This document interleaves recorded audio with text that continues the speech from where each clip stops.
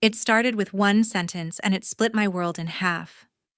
My name is Quinn Barrett, 33, an interior designer living in Santa Fe. Until that afternoon, I believed family meant loyalty. Then my phone rang.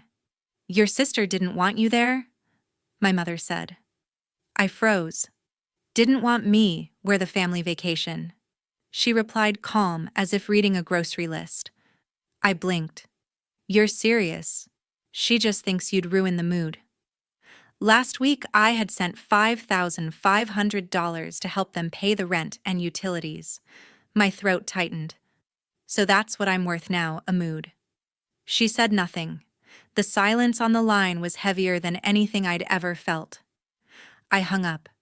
For a moment, I sat at my desk, staring at the phone, waiting for a message, an apology, an explanation, anything. But nothing came. Just silence, the kind that says more than words ever could. All this time, I'd been paying for a seat at a table I was never invited to. I opened my laptop and looked at the list of automatic payments, electricity, water, monthly transfers, all pulling money from my account like clockwork. My finger hovered over the cancel button, trembling slightly. And then I pressed it. If everything stopped, what would happen? A part of me needed to know. A week later, 50 missed calls flashed on my screen, one after another, and I realized this was only the beginning. Before I continue, drop a comment with your city and the time you're watching this. I want to see just how far this moment has traveled. The next morning, I opened Instagram and my stomach twisted. There, it was a photo of my family standing in front of a luxury resort in Aspen, Colorado. My sister Sabrina stood at the center holding a champagne glass, surrounded by our parents and her husband. Everyone was smiling, radiant, carefree, perfectly framed by the snow-dusted mountains behind them. The caption read, "Weekend escape with my favorite people." My favorite people. I stared at those 3 words until they blurred. No tag, no mention, not even a hint that I existed. Just a carousel of glossy moments, Dad holding ski poles, Mom laughing by the fireplace, Sabrina in a fur-lined coat posing like she owned the place. The comments were endless. "Beautiful family. Wish I were there. Sab looks like the perfect weekend," and Sabrina replied to everyone, hearts, laughter, warmth. I scrolled and scrolled, hoping for one trace of me. Nothing. Not a single reminder I was part of that family. I checked my DMs expecting at least a message from Mom or Dad, maybe a "wish you were here." But my inbox was empty. It wasn't the silence that hurt. It was the certainty that no one thought to reach out. I locked my phone and leaned back on the couch, the quiet of my apartment pressing in like thick air. For a long time, I just sat there watching the sunlight crawl across the floor, wondering when exactly I became the outsider. Then I called Dad. "Hey, sweetie," he said, light and casual. In the background, I heard chatter, clinking glasses, restaurant noise. "Everything okay? I just saw the photos," I said, keeping my voice steady. "You're in Aspen." He paused. "Yeah, Sabrina booked it last minute. Thought it'd be nice for everyone to unwind." "Everyone," I repeated, my voice sharp. "She said you needed a break," he added. "A break from what?" I asked quietly. "From everything. You've been working so hard. She didn't want you to feel pressured to come." "So she decided that for me," I said. "Don't take it personally," he murmured. "Your sister just wanted peace." "A break from my own family," I whispered. Silence. Then I heard Sabrina's voice calling for him in the background. He muttered something, then said quickly, "We'll talk later." "Okay," and hung up. I sat there, phone still in my hand, the hum of disconnection ringing louder than words. The rest of the day passed in fragments. I answered emails, sketched floor plans, pretended to focus, but that caption echoed in my head. My favorite people. By evening, I checked Instagram again. Sabrina had posted a new story, a slow-motion toast by the bonfire. The caption read, "Family time is everything." That one cracked something open inside me. I wasn't furious. I was hollow. I set the phone down, but the image clung to me, their laughter, their closeness, their circle that had no room for me. I walked onto my balcony, cold air biting my cheeks. The city stretched below, small lights flickering against the dark. I leaned on the railing, exhaling hard. Maybe I'd done something wrong. Missed a call, skipped a visit. My mind scrambled through memories, searching for a reason I'd been erased. Then I remembered Thanksgiving, Sabrina criticizing everything I did, the wine, my clothes, my laugh. Dad tried to keep peace. Mom smiled through the tension, and I'd left early. I thought walking away was maturity, but to her, it was weakness, permission to cut me out. Now her captions made sense. She didn't see me as family. She saw me as an interruption.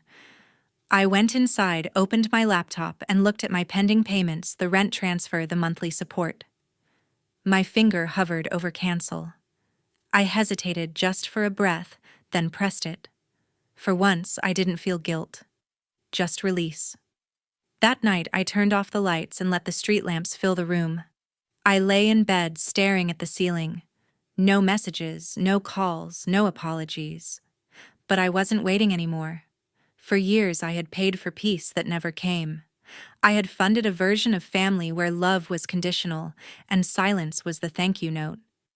Now the silence felt like freedom. That night, the wind slipped through the narrow cracks of my apartment, carrying with it a strange quiet, the kind that sits heavy before a decision is made. I sat cross-legged on my bed, laptop open, the blue glow of the screen painting the room in pale light. My online banking tab blinked patiently, waiting for me to move. My cursor hovered over the list of automatic transfers, each one neatly labeled utilities, rent for their house in Albuquerque, the monthly allowance I'd been sending for years. I clicked edit, then cancel. One by one, I erased the patterns of obligation I'd built. Each confirmation click sounded sharper than the last, echoing through the silence. It felt like cutting threads, delicate, necessary, irreversible. When the final transaction disappeared, a strange calm filled the space. My chest felt lighter, though my hands trembled. For so long, money had been my way of staying connected. My apology, my proof of loyalty, my peace offering. Tonight it was just gone. I took a deep breath and opened a blank email. My fingers hesitated above the keyboard. Then I typed, "Please don't contact me about money again. Mom, I need space. Please don't ask me for money anymore. I hope you understand. Quinn."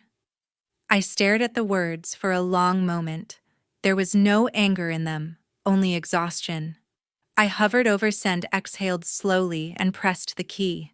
The sound of the email whooshing away felt final, like the end of a season. I shut the laptop and walked to the small dresser by the window. On it sat a framed photo of me, with my family, taken years ago before things started to fracture. I picked it up. Everyone looked so close in that picture. Sabrina's arm looped around my shoulder, Dad's grin wide, Mom's hand resting softly on Sabrina's back.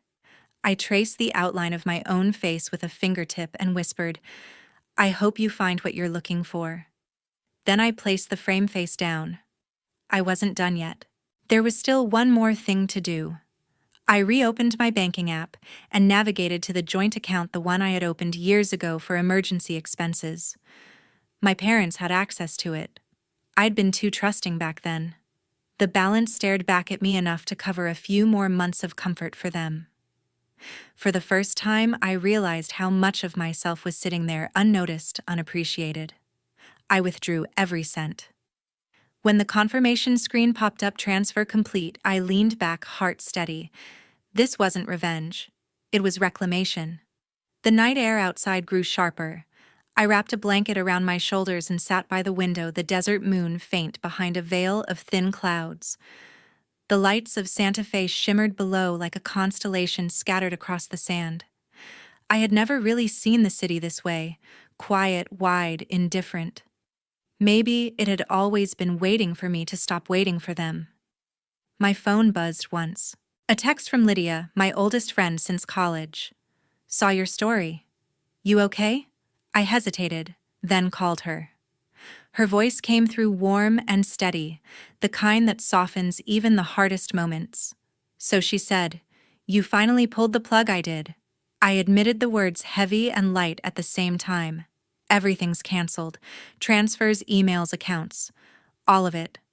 Good, she said without hesitation. Let them feel the silence. Her words sank deep. Let them feel the silence. For so long, silence had been something I feared, a punishment, a sign of disconnection. But now it sounded like balance, like peace reclaiming its place. We talked for a while, nothing serious, just small things. Her cat knocking something over, a client who wouldn't stop emailing. She made me laugh for the first time in weeks. When we hung up, I felt anchored again, if only slightly. The apartment was quiet once more. I poured myself a glass of water, sat by the window, and watched as a single car moved slowly down the road below, headlights tracing the curve of the street.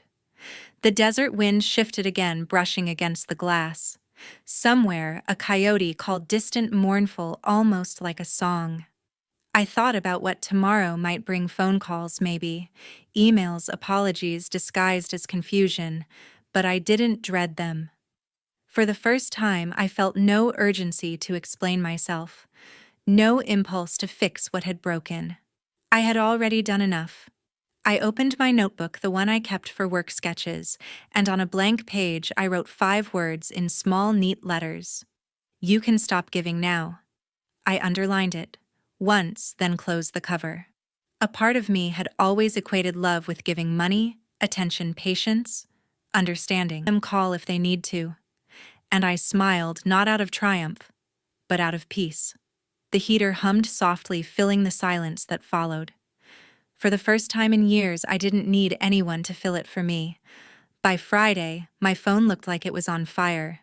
Notifications exploded across the screen, texts from Mom, Dad, and even Derek, my brother-in-law, all piling on top of each other.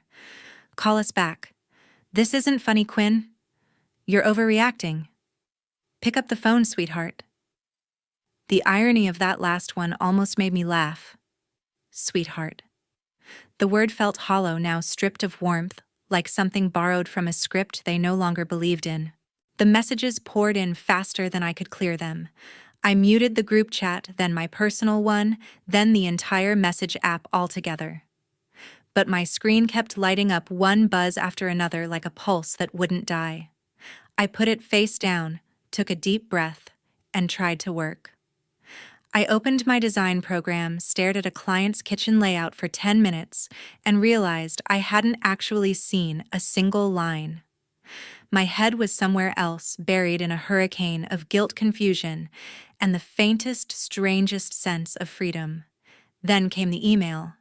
At first, I thought it was from a client. It had that same professional tone in the subject line: follow-up meeting, urgent. But when I opened it, the words froze me in place. "Dear Mr. Jensen, this is Quinn Barrett's mother. I'm deeply worried about her. She's been under a lot of stress lately and not acting like herself. I hope you can check in on her. She needs guidance and balance." I stared at the screen, jaw tight. My mother had written to my boss.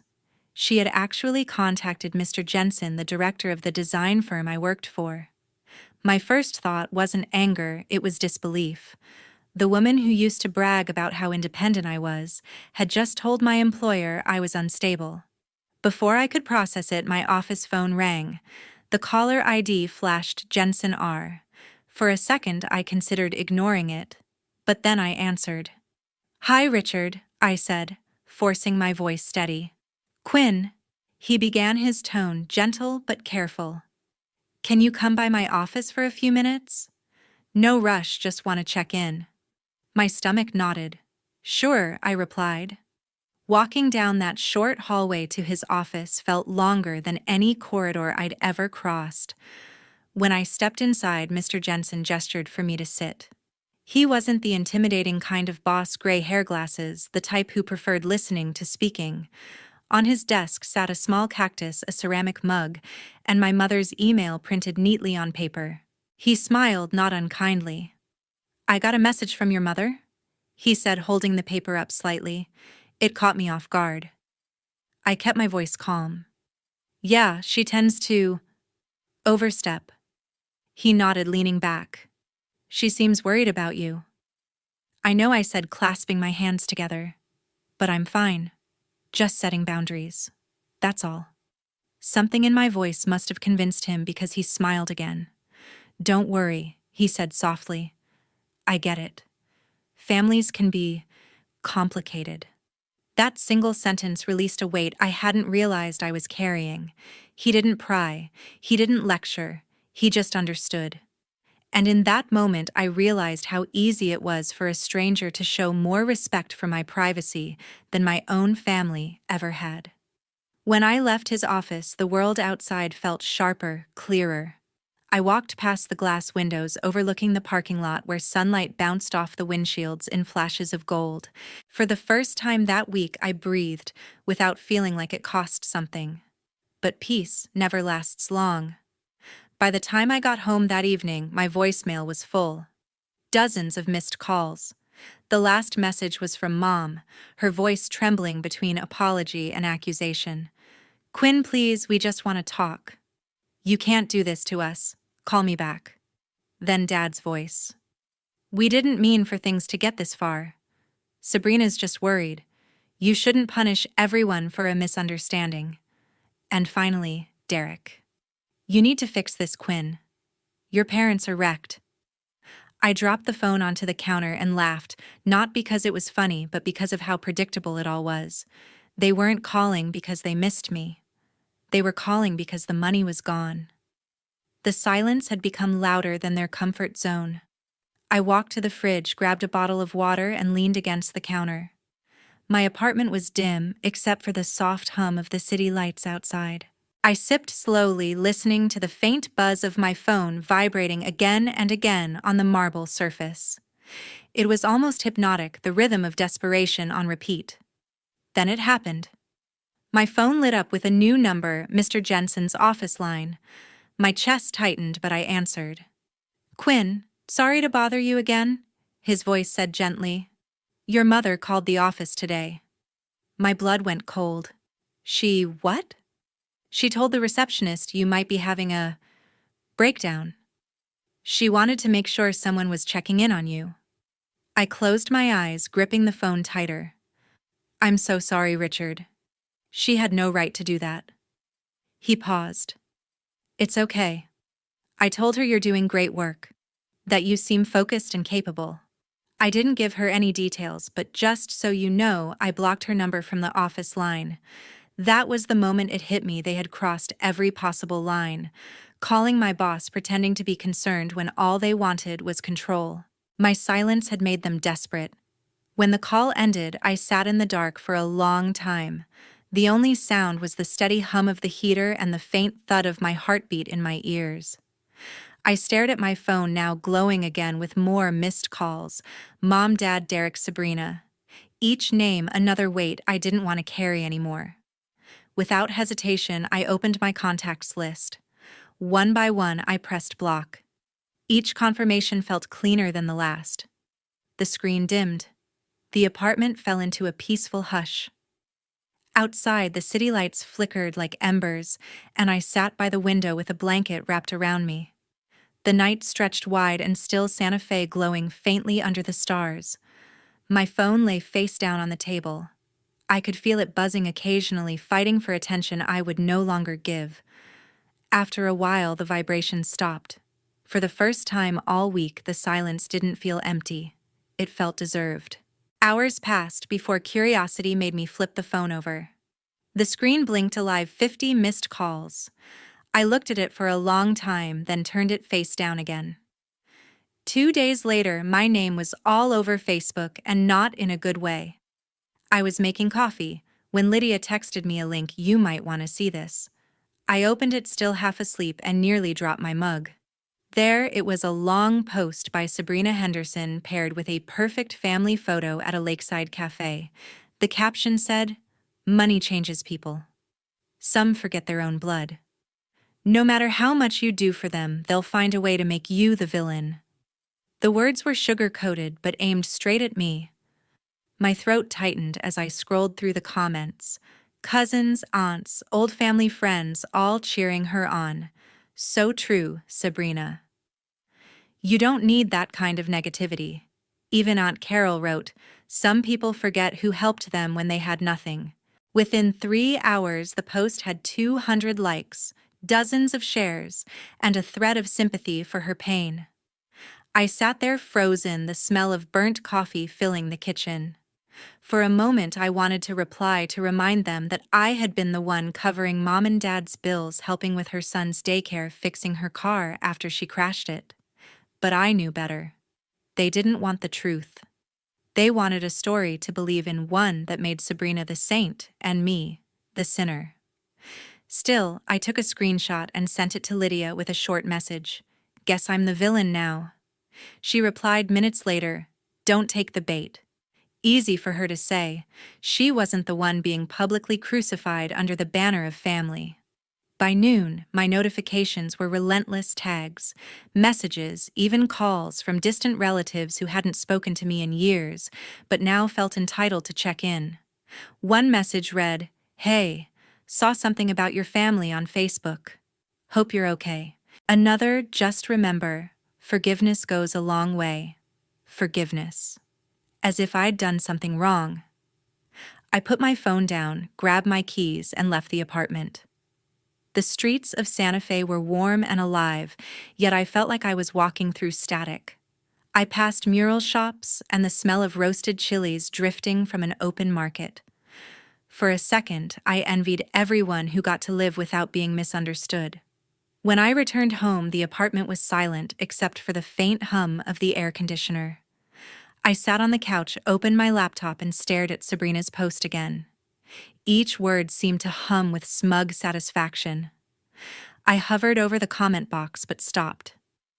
Lydia's warning replayed in my head. Still, I couldn't stay quiet forever. Silence felt like surrender. So I clicked Create Post. My fingers hovered over the keyboard for nearly 10 minutes before I started typing. I didn't walk away from family. I walked away from being their wallet. Sometimes love gets confused with obligation. I hope one day they understand the difference. No names, no blame, just truth. I read it once more, took a breath, and pressed post. The response was immediate. Likes, comments, shares, but this time from people who actually knew me. Friends from college, coworkers, neighbors. Comments flooded in. "Good for you, Quinn. Proud of you for standing up for yourself. Family doesn't mean financial hostage." Within hours, my little paragraph had over 1,000 reactions. Someone even shared it on a Women Reclaiming Boundaries group. My story had escaped the family circle, and somehow that felt right. As the evening unfolded, something shifted. People began commenting under Sabrina's post, asking uncomfortable questions. "Wait, is this about money? Are you sure you're telling the whole story?" I didn't respond. I didn't need to. The truth had begun to defend itself. That night, my inbox filled with messages from strangers, from people who'd been through the same thing.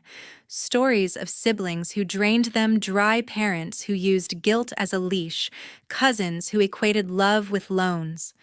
It was overwhelming, but it made me realize something. This wasn't just my story. It was hundreds of others. Thousands, maybe. By midnight, the dopamine rush had turned into exhaustion. I closed the app and stared at my reflection in the dark screen. My eyes looked tired but calm. For the first time in weeks, I wasn't anxious. Just done.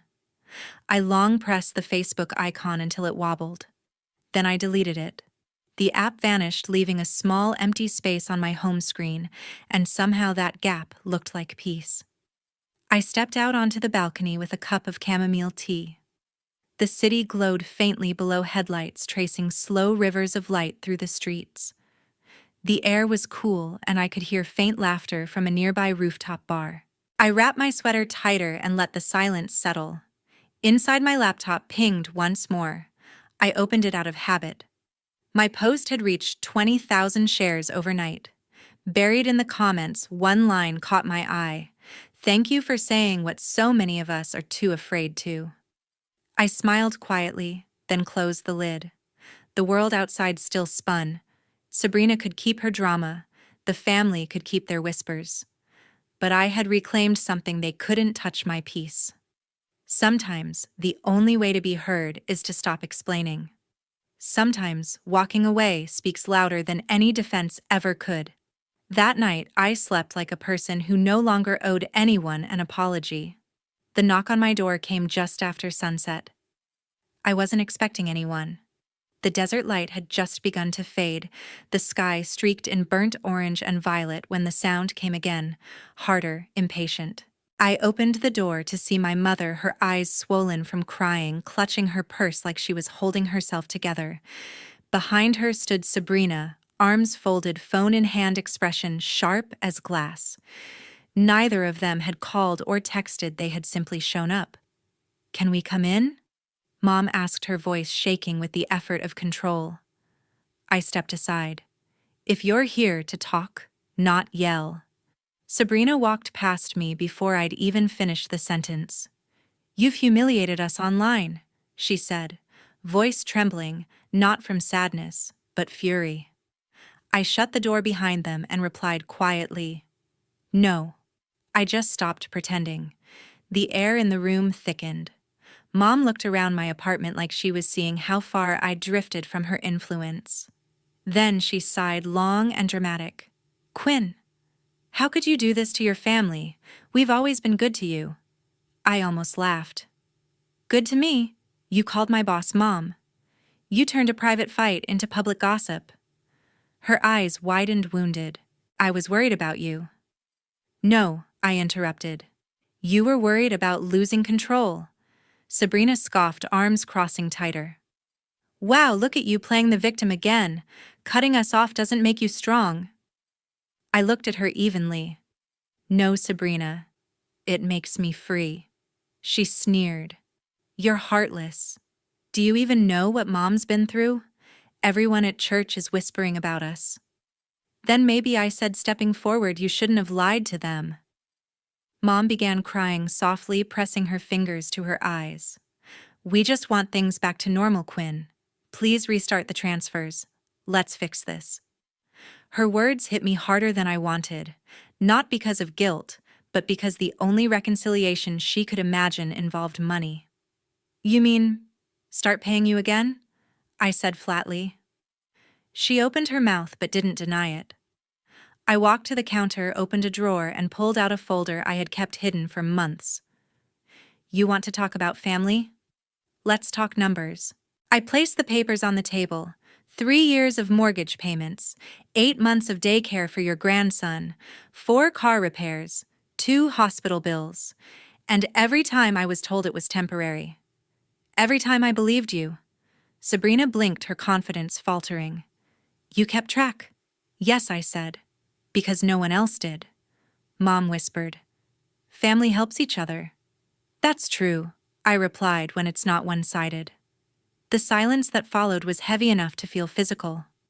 For the first time, they both seemed smaller, not out of shame, but realization. Sabrina tried to speak, her voice brittle. "This isn't about money, Quinn. It's about the way you treated us." "Then stop acting like everything I gave was owed," I said. "If you wanted respect, you should have started by giving some." Her mouth opened, but nothing came out. Mom stepped closer, tears streaking her face. "We're your family. You can't just cut us out." I met her gaze, calm now.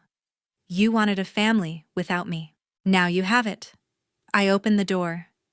Sabrina glared at me, jaw tight. "You'll regret this." "I already regretted staying quiet," I said. Mom lingered for a moment as if she wanted to say something else. Maybe sorry. Maybe nothing at all. Then lowered her head and stepped into the hallway. I closed the door gently. The click of the latch sounded final, like a punctuation mark. I stood there for a moment, staring at the wood grain, breathing in the silence they left behind. Then I gathered the papers and returned them to the drawer, not as proof, but as closure. The apartment was still and dim. Outside, the last streaks of sunset gave way to the calm darkness of the Santa Fe night. My reflection in the window looked steadier than I remembered. My phone buzzed once a message from Lydia heard they came by. You okay? I typed back. Better than okay. Then I silenced my phone. I made a cup of tea chamomile again and sat near the balcony door, letting the quiet fill every space they had occupied with noise. It was strange, the peace that follows confrontation, the kind that doesn't need victory, only release. I thought about Mom's trembling voice, Sabrina's anger, and the years I'd spent trying to earn their love with money. I had finally learned that some debts can't be repaid because they were never owed. The desert night outside was vast, cool, and still. Somewhere in the distance, a train passed, its horn echoing softly through the dark. I didn't feel lonely. I felt finished. Not bitter, not triumphant, just free. I looked again at my reflection and whispered, "No more pretending." A week later, Mr. Bennett called. His voice was polite, but uneasy. "Ms. Barrett, I just wanted to let you know your parents haven't paid rent for this month. I've given them extra time, but the landlord's threatening eviction." I paused, letting the words settle. "I see," I said quietly. "Thank you for letting me know." There was a long silence before he asked, "Should I expect your help again?" I took a slow breath. "No, Mr. Bennett. They'll figure it out." It wasn't cruel, it was truth. For years, I had been the solution to every problem they created. Now they'd have to learn how to live without the safety net they had mistaken for love. That night, curiosity got the best of me. I searched Sabrina's name online. Her Facebook was gone. Deleted, wiped clean. The same people who once cheered her on had moved to other dramas. Mom's number was still blocked, but I heard from a neighbor that they had left the old house and moved to a smaller duplex on the edge of town. A humbler place, maybe one they could actually afford? I didn't feel satisfaction, only distance, the kind that comes when something heavy finally slips from your shoulders. I sat on my couch, laptop open, and stared at a half-written to-do list. Book the Seattle trip sat there unchecked, a quiet promise I had made to myself months ago. I clicked on it, found a flight for the following weekend, and booked it without hesitation. Seattle had always been a dream. The rain, the bookstores, the feeling of starting fresh where no one knew your history. This time, I wasn't running from family, I was walking toward myself. When I arrived, I stood by the waterfront, the air damp and cool, the sound of gulls overhead. The world felt bigger, freer, and I finally did too. As I watched the waves roll in, I thought about everything that had happened, not with anger but with understanding. Boundaries don't make you heartless, they make you whole. I turned on my phone, camera smiled softly, and said to the viewers who had followed my story, "Respect isn't inherited, it's earned. And sometimes you have to lose people to find peace." I meant every word. Then I ended the recording, letting the sea breeze carry the last of it away. Thank you for staying till the end. What would you have done if you were me? Share your thoughts below, I'd really like to hear them.